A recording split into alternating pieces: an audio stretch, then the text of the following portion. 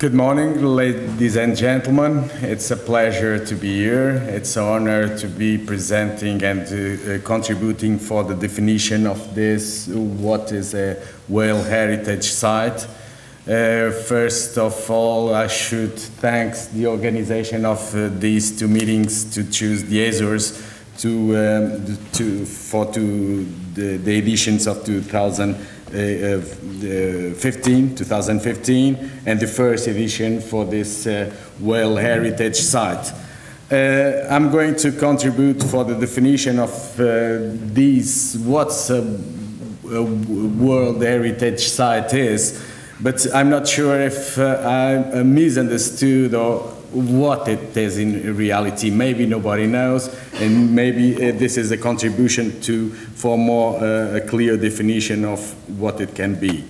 So cetaceans are ever present in the Azores, seas around the Azores, probably because we have a huge diversity with about 28 species known to live in these areas, in these waters, probably because they are very topographic bottom structure that can enrich the productivity, and also the balance between the productivity. We are just on the border of most productive waters to the north and the oligotrophic waters to the south, and probably this balance between temperature and the bottom topography that enrich the productivity. So probably is this mixture that can that allow that different species, both tropical or more northern related, just occur in the islands. So probably before the colonization of the islands, the whales were around these waters for millions of years.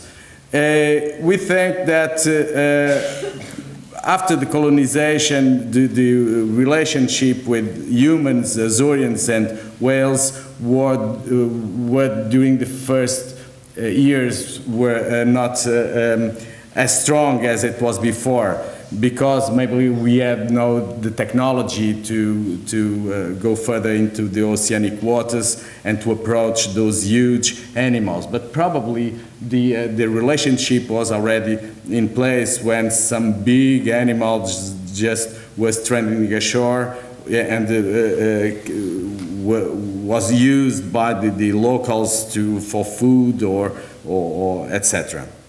I think that the sperm whale probably is the more iconic cetaceans in the Azores waters. And I think that this creature links the linkage with the sperm whales and the humans in the Azores are multidimensional. It means that the linkages can be viewed in an economic or historical perspective, but also influence the sociology, the architecture, the ethnography, arts, and handicrafts, public, and of course that also the technology, the science, conservation, etc. So,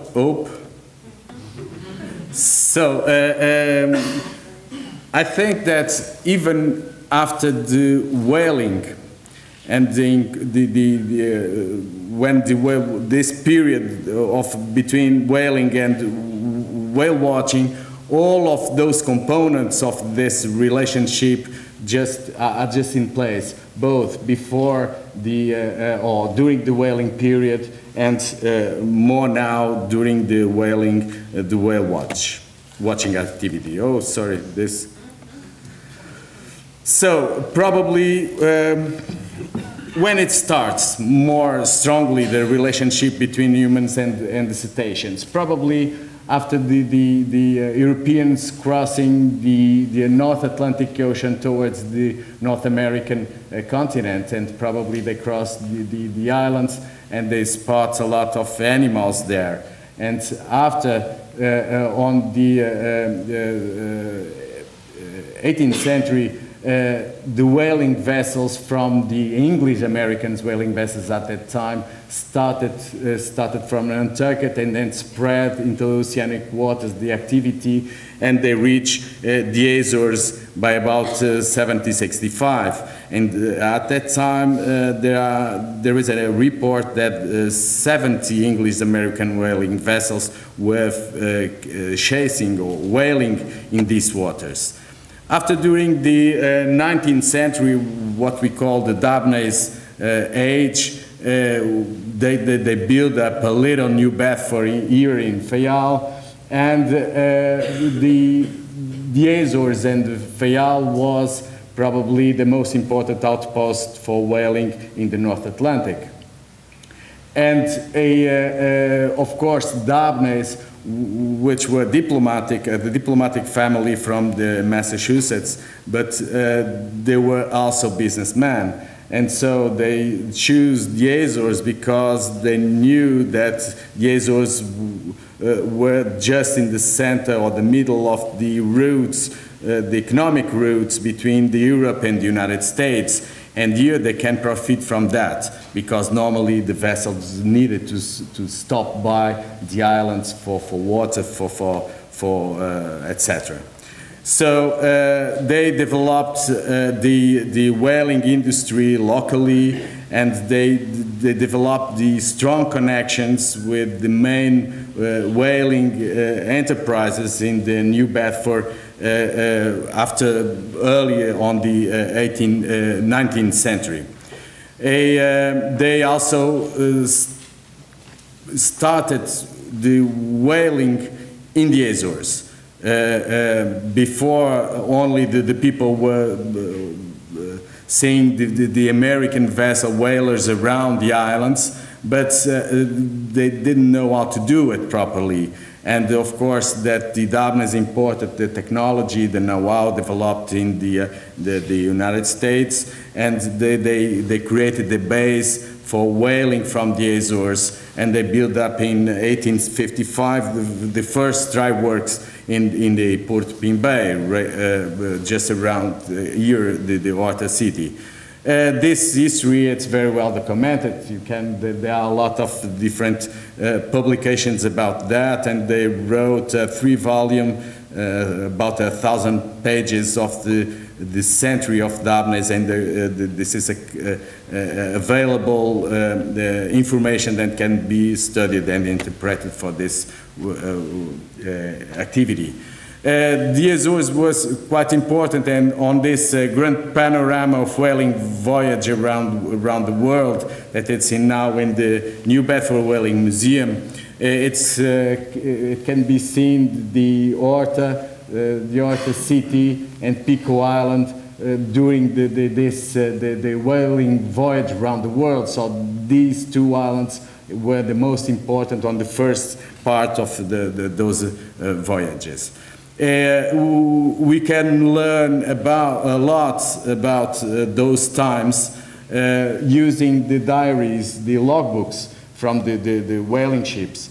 And there are sketches, texts, information about how many whales are, where they caught, etc. And there are teams of experts on recovering the information from this historical basis to try to reconstruct for example, the North Atlantic whale populations, sperm whale populations before the whaling period, just the pristine conditions. The New Bedford Whaling Museum holds most of these logbooks from the main whaling whalers from that part, and also the Mystic Seaport. So it's there is the opportunity to study this story. But of course, that the Azores were at that time very isolated and remote places, as it is today. But at the time was even worse. To make a journey to Pico was probably more difficult than even yesterday. So, and very soon the Azorean understood that they can pick up, they can jump into the whalers, probably to reach the America and follow the American dream, and to try to have and to find a better lives. So, and the whalers stop in this region and these islands, and they engage a lot of young people from the Azores that became whaling crew, and they were spread a little bit all over the world where the Yankee whaling occurred. More than 90% of the Portuguese that immigrate to the United States, they came from these islands, and as you can see, they were quite young and quite poor and illiterate and unskilled. So it was really an opportunity to jump out of these islands. Then in 1876 or around 1850s, it started the first experience of whaling from the island shores.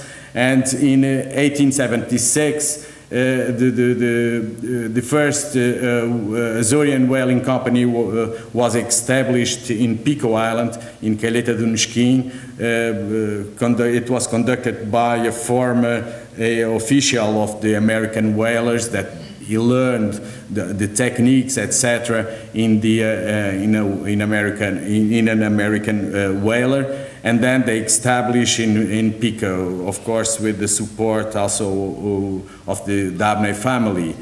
In '84, they adjusted the vessel technology for the whaling from shores, and they wanted to build up longer, lighter, faster, more flexible vessels than the Americans that were supported on the whalers, and and because of that they were much smaller. So it was really an improvement of technological improvement on this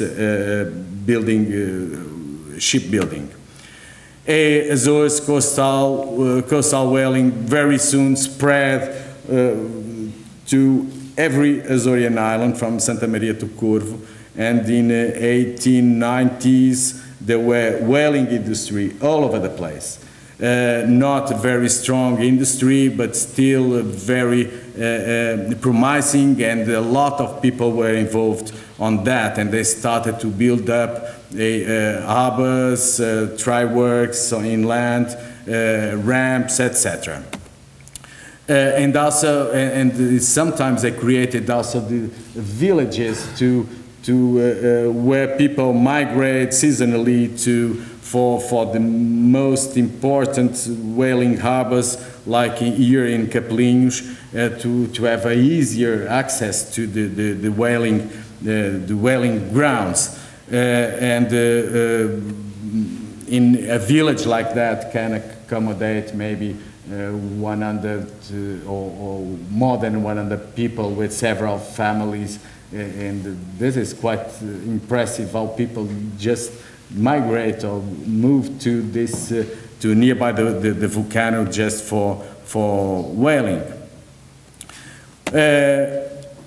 Then after the 40s and following the Second World War, the activity was industrialized. So they started to have easier communications with radios. They imported radios from old radios from the military in the United States, and they used to communicate with the vessels and the outlooks to spot exactly where the whales were. And they built up, people built up several whaling stations at São Miguel, Faial, Flores, and Pico. And these were the strongest phase where all the most important the activity was rich and high. One can see on this graphic to the right upper corner that during the 50s, the activity peaked during the 50s and then started to decline slowly until the end. So the fade out of the whaling period in the Azores after 124 years whaling from coastal in the region, and in total probably this industry caught 23,000 sperm whales that correspond to 361,000 tons during 1896 and 1987. So it's something very impressive when we think about 23.5 thousand whales. Then, after Portugal subscribed the CITES, the Berne Convention, the Bonn Convention, the International Whaling Commission banned the whaling activity with harpoons, and as you can see on this, the right, on the left corner, the whaling is the shaded area. Was quite important on the fishing activity in the region until the 50s, the 60s, but it slightly decreased until the end. So what we learned, what remained from that time? First of all, knowledge. The Prince Albert of Monaco, he was quite an active oceanographer at those times, between 1885 and 1913. He had 13 expeditions, long-term expeditions, to explore the Sea of the Azores. The Azores at that time was his offshore garden, deep sea garden. And he met once in 1895 the whalers of Terceira and Cabrito.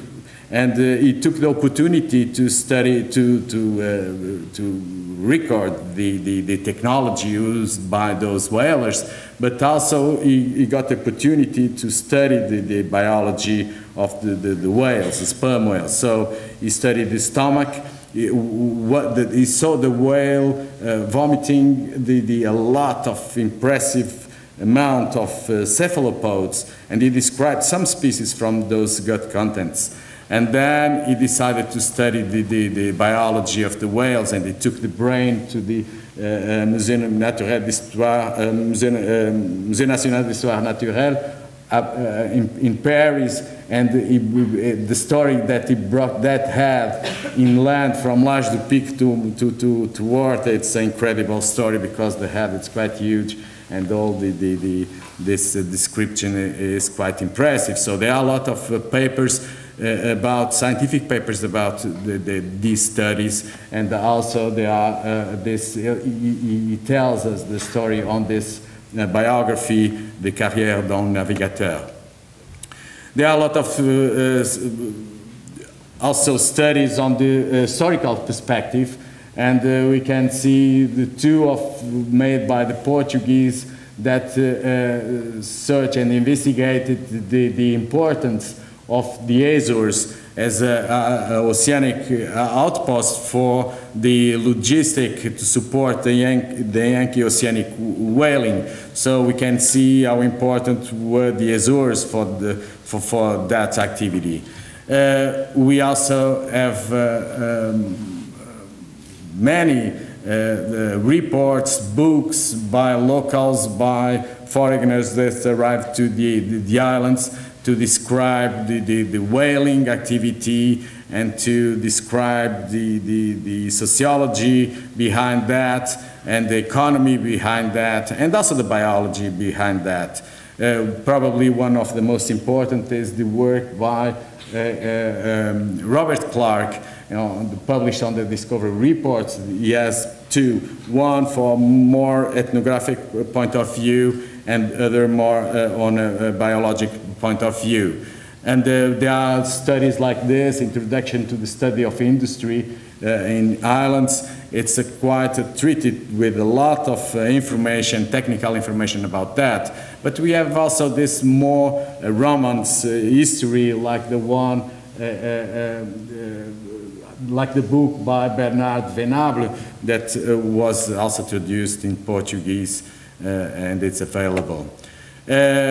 Also, there are a lot of history and memories, books and works and the papers and notes, etc. And there are, after the 86, some mestres, what we call the carpenters, learn how to do it and to try to recover and to the techniques used by the first whalers. So this is quite new and it's important. Also in the craft, it's an important heritage. When we can see the Scrimshaw Museum of Peter or the material in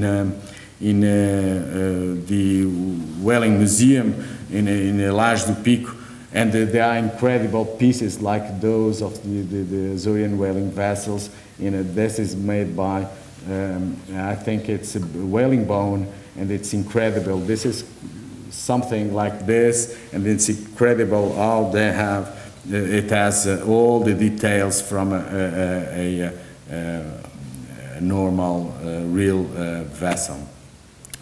So we learn and improve also the techniques for sailing. And nowadays, as probably you know, the 40-something plus new whalers in the Azores are used now for international and regional regattas. We have this international regattas with New Bedford and every 2 years, and I think that's more than 15 regattas every year in Fayal Peak and in other islands.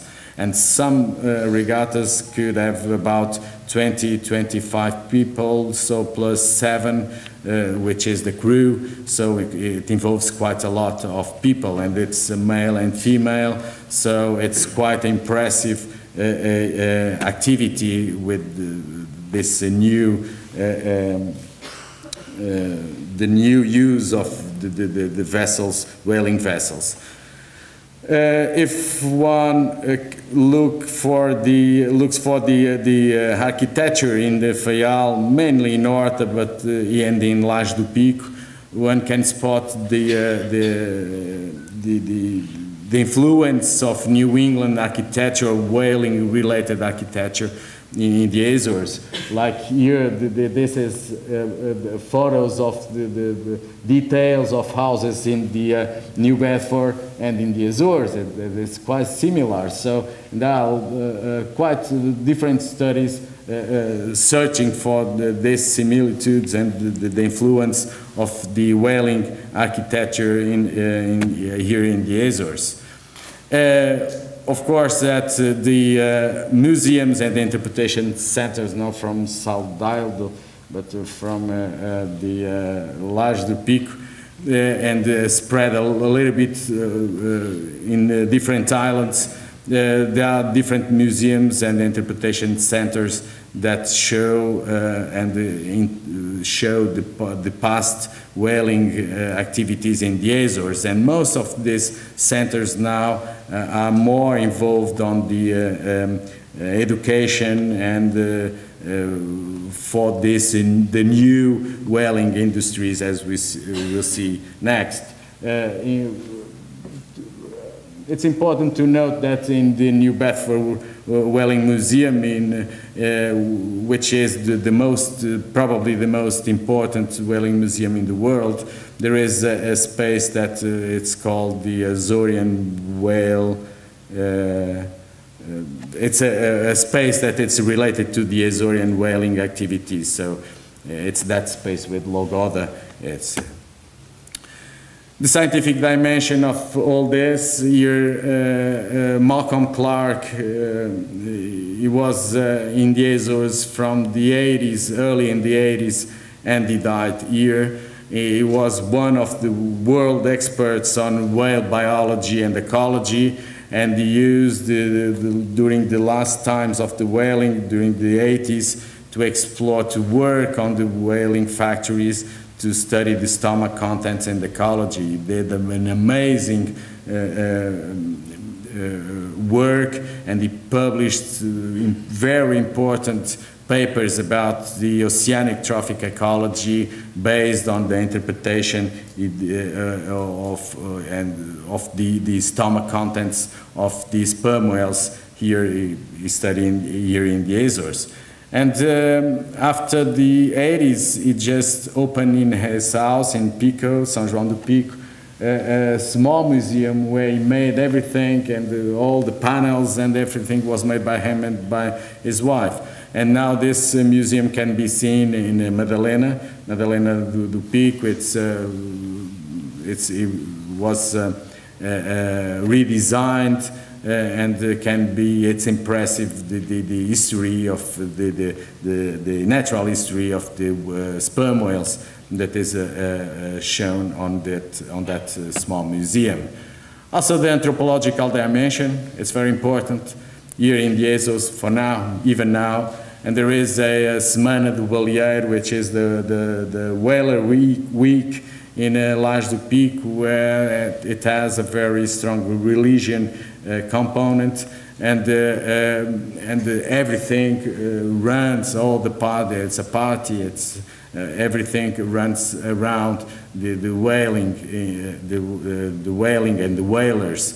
And the whalers are still very important for us, as we see them as heroes that in a very fragile vessel could catch the monster in this interpretation, and there are still a lot of whalers that still are alive, and they are seen as icons and sea wolves. So this anthropologic dimension, it's also important around here. And of course, that is to celebrate the culture. It's a little bit everywhere, also in stamps, and the Portuguese Post Office just published a collection of 3 stamps to celebrate this culture in the Azores. Art is another view of and the influence of that activity. There are this freeing the whales. Rogério Silva, who immigrated to the New Bedford region and choose the whaling in the whaling industry and the conservation. Put this in context, conservation versus whaling, and they produce those beautiful pictures. There are also Jorge Barros produced a beautiful photo exhibition. There are paintings. There are. This is a very interesting piece of work made on the Scream Show, but a sculpture made on a whale tooth that it's very unusual and very unique. Also in the literature, we have this bestseller, this Mau Tempo no Canal, written in 1918, that the canal, it's Mau Tempo, it's canal between Faial and Pico. There is Antonio Tabucchi, Italian writer, who wrote Mulher de Porto Pim, and of course that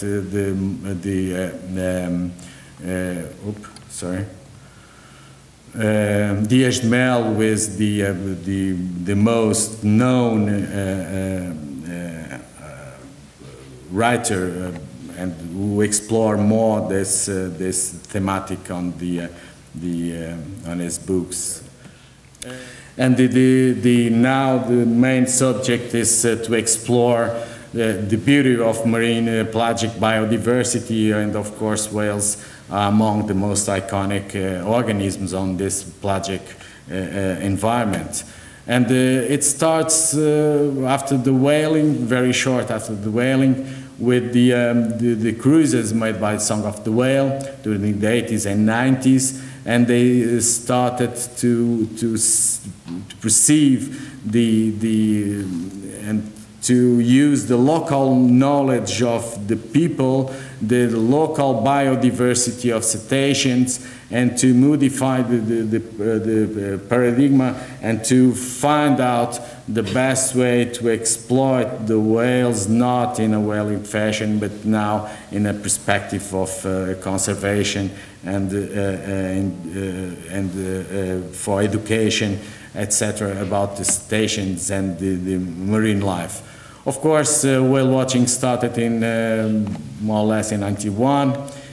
First in L'Age du Pic, as everybody knows, and very soon the Azores government started to create a legal framework that allows for a sustainable activity. It was produced a code of conduct. It was promoted out also the scientific research associated to the activity, some kind of monitoring, and it was perceived that this is a very promising socio-economic activity and with a very profitable relation between price and quality. And as was mentioned before, the Azores became among the best 10 hotspots for whaling watching. There are a lot of the decrees and rulings published from 1999 to 2012. And we are now revising still revising the law and adjusting the law to the new exigencies of the market, and of course to comply with the conservation measures and to promote a responsible and activity. In the Azores, there are about 24 among the 110 operators registered for marine touristic activities. There are 24 identified that offer the whale watching. The activity is organized into four different areas. The area A, where the pressure is the highest, it includes Faial, Pic and São Jorge. São Miguel and Santa Maria, it's in another area. That's São Miguel. It's today it's a very important whale watching center, and Terceira and all the remaining islands where the activity is just emerging and starting the pressure on the animals. It's quite low, and it's because there is no limit of boats per zone on these, and outside, of course, outside the territorial waters, outside around the islands. There are quite strong scientific teams working on the research about whaling subjects, and this is a list of the areas that the teams target.